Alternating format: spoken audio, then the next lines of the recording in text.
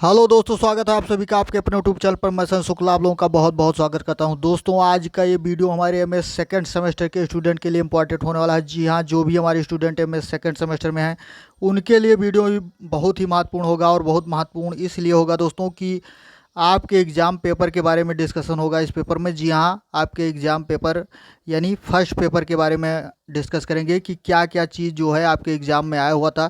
तो वीडियो को एंड तक जरूर देखिएगा और बहुत ही इंपॉर्टेंट वीडियो है दोस्तों आपके लिए, क्योंकि कुछ यूनिवर्सिटीज़ में, एक दो यूनिवर्सिटीज़ में जो है मैं सेकेंड सेमेस्टर का जो एग्ज़ाम है वो हो चुका है। तो पेपर कैसा आया है दोस्तों, ये ज़रूर आप देख लीजिए, क्योंकि इस तरह से आप जो इम्पोर्टेंट क्वेश्चन है उनके बारे में समझ लेंगे और पेपर का पैटर्न कैसा होगा ये सारी चीज़ें आपको समझ में आ जाएंगी।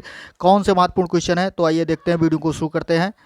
और उससे पहले जो भी हमारे स्टूडेंट अभी तक चैनल को सब्सक्राइब नहीं किए हैं, सब्सक्राइब करके बेल आइकन प्रेस कर दें ताकि ऐसे ही इंपॉर्टेंट वीडियो की नोटिफिकेशन आपको समय समय से मिलती रहे। सबसे पहले यहाँ देखते हैं, एमए लिखा हुआ है, सेकंड सेमेस्टर लिखा है, एग्जामिनेशन आपका इंग्लिश लिटरेचर आपका सब्जेक्ट है और पेपर फर्स्ट है। ये फर्स्ट पेपर की बात चल रही है दोस्तों, ये आपका पहला पेपर है। और पेपर का टॉपिक जो है, शीर्षक या टाइटल आप जो कह सकते हैं, लिटरेरी क्रिटिसिज्म एंड थ्योरी। जी हाँ, आपको जो आपका सिलेबस है उसमें आप जानते हैं कि लिटरेरी क्रिटिसिज्म एंड थ्योरीज यानी साहित्यिक आलोचना और सिद्धांत जो है ये आपके पेपर का एक टॉपिक है। अब ये हो सकता है कि आपकी यूनिवर्सिटी में फर्स्ट पेपर ना हो के सेकेंड पेपर या थर्ड पेपर हो, लेकिन है सब यूनिवर्सिटी में, तो ज़रूर आप लोग देखिएगा। अब इस टॉपिक के अंतर्गत जो पेपर आपका है, चाहे वो पहला पेपर हो, दूसरा, तीसरा, जो भी पेपर हो, उसको देखिए कि किस तरह से आएगा और क्या पढ़ना है, उसमें क्या क्या आया हुआ था। तो टाइम यहाँ पर 2 आवर्स दिया गया था। अब आप में जितने क्वेश्चन जैसे रहेंगे ये भी चेंज हो सकता है, 3 आवर्स भी हो सकता है या 2 आवर्स ही रहे। मैक्सिमम मार्क यहाँ पर 75 थे, आप में भी हो सकता है।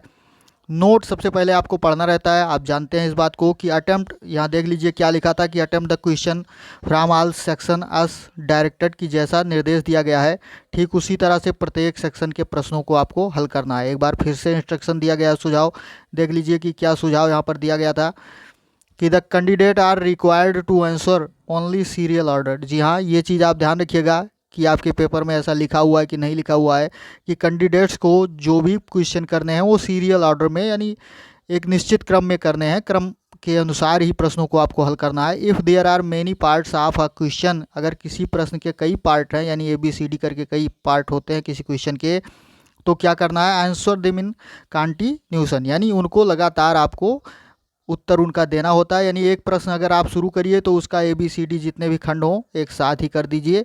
ऐसा नहीं कि 2 का A फिर 3 का B, इस तरह से नहीं करना है। ये ऐसा इस पेपर में दिया गया था। अगर आप में निर्देश दिया है तो इस बात का ध्यान रखिएगा। सबसे पहले देखते हैं सेक्शन ए में। सेक्शन ए में very short answer type question इस पेपर में था दोस्तों। आप में भी ऐसे ही रहेगा कि सबसे पहले आपका वेरी शॉर्ट आंसर ही रहता है। नोट में देख लीजिए, यहाँ भी निर्देश दिया गया है, attempt any 3 of the following. यहाँ पर 3 क्वेश्चन करने थे, इसमें से वेरी शॉर्ट आंसर में से आप में 5 या 10 भी हो सकता है। इस बात का ध्यान रखना है आपको। राइट आंसर इन 50 वर्ड्स, यानी प्रत्येक प्रश्न का उत्तर जो है वो 50 शब्दों के अंतर्गत आपको देना है। ईच क्वेश्चन, यहाँ पर देख लीजिए कि प्रत्येक प्रश्न जो है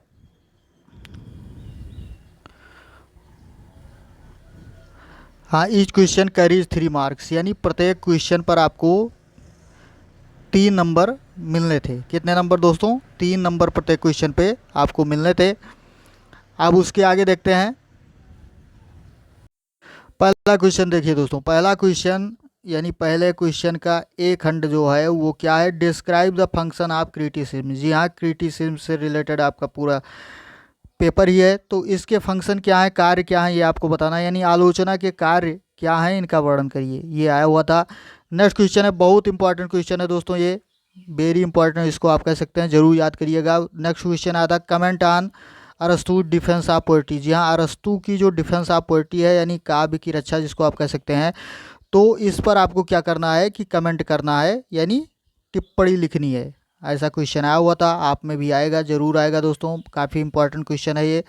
फिर सी नंबर पे आया हुआ था दोस्तों, क्या आया था, कौन सा क्वेश्चन है कि write a short note on Dryden's liberal criticism. यानी ड्राइडेंस आपके उदार क्रिटिसिज्म यानी आलोचना का क्या करना है आपको, उन पर एक शार्ट नोट यानी छोटा सा लेख लिखना था। ये क्वेश्चन आया था। नेक्स्ट क्वेश्चन आपका क्या है कि what is meant by post colonialism in literature. जी हाँ, साहित्य में पोस्ट कोलोनियलिज्म जो है, जिसको आप कह सकते हैं उत्तर उपनिवेशवाद, इसका क्या मतलब है, मीन्ट इसका क्या मतलब है, ये आपको बताना है।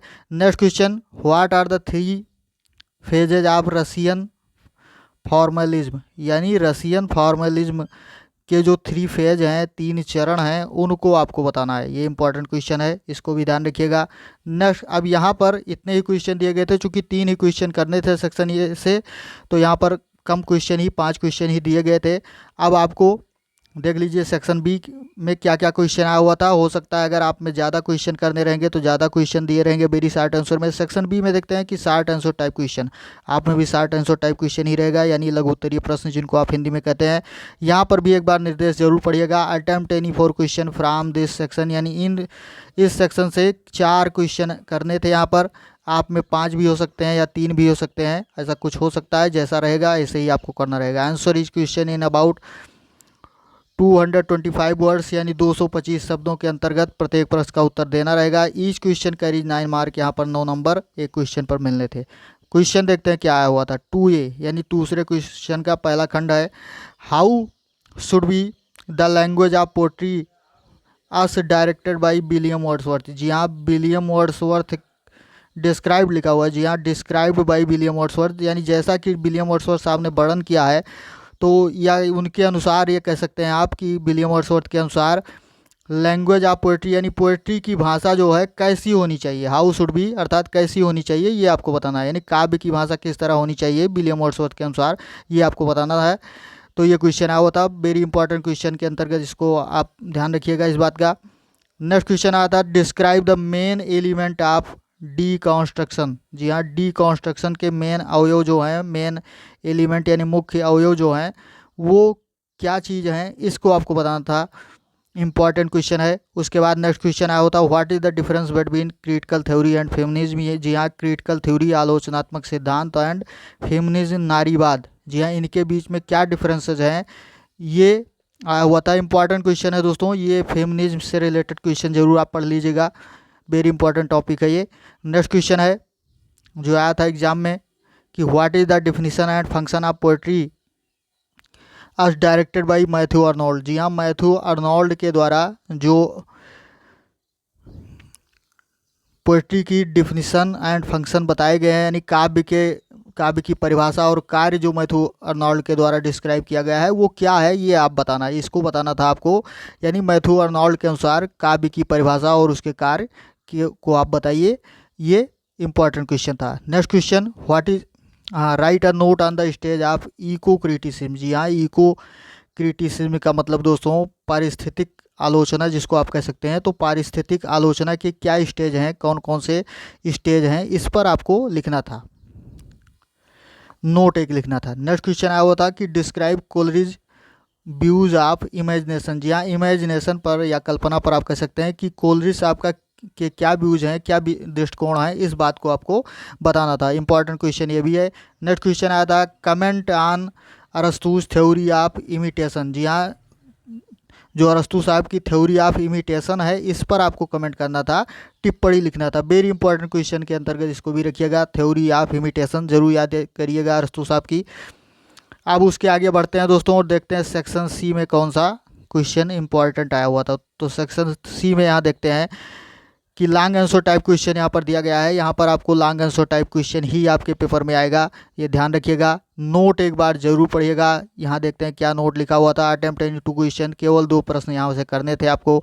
फ्रॉम दिस सेक्शन, इस सेक्शन से आंसर इस सेक्शन इन अबाउट 475 वर्ड्स, यानी 475 शब्दों के अंतर्गत आपको प्रत्येक प्रश्न का उत्तर देना था। ईच क्वेश्चन कैरीज 15 मार्क्स, यानी प्रत्येक क्वेश्चन पर 15 नंबर आपको मिलने थे। अब देखते हैं कि क्या क्या क्वेश्चन आया हुआ था।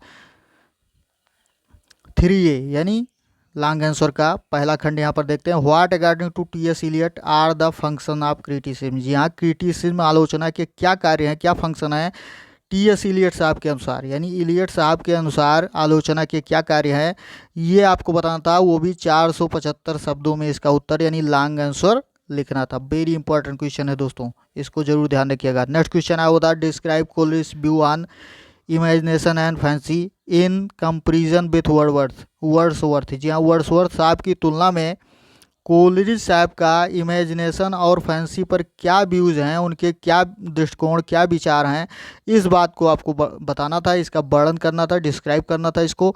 ये भी इम्पॉर्टेंट क्वेश्चन है दोस्तों। उसके बाद सेक्शन सी नंबर में, खंड सी में देखिए तीसरे खंड में क्या आया हुआ था, कौन सा इंपॉर्टेंट क्वेश्चन। द एसे यानी निबंध, discourse in the novel, discourse in the novel यानी ये एसे का नाम है, आपके कोर्स में सम्मिलित भी है।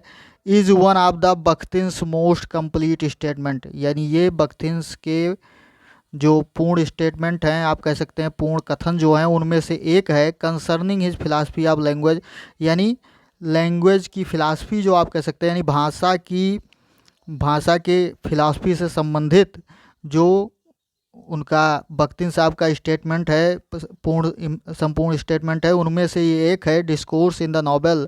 तो इस बात को आपको वर्णन करना था, इसके बारे में आपको बताना था, यानी भाषा के दर्शन से रिलेटेड इस संबंध में जो बख्तिन साहब का संपूर्ण स्टेटमेंट है, ये नॉवेल, ये एस्से जो है डिस्कोर्स इन द नॉवेल, यानी आप हिंदी में इसको कह सकते हैं उपन्यास में प्रवचन। तो ये नॉवेल जो है ये उनका एक कथन है, महत्वपूर्ण कथन है, ये बात आपको बताना था। Next question, plot is the soul of tragedy. जी हाँ, प्लाट जो होता है, ट्रेजेडी का मतलब आप समझते ही हैं दोस्तों, त्रासदी जिसको आप कहते हैं, नाटक का एक प्रकार है, प्ले का प्रकार है, कॉमेडी ट्रेजेडी।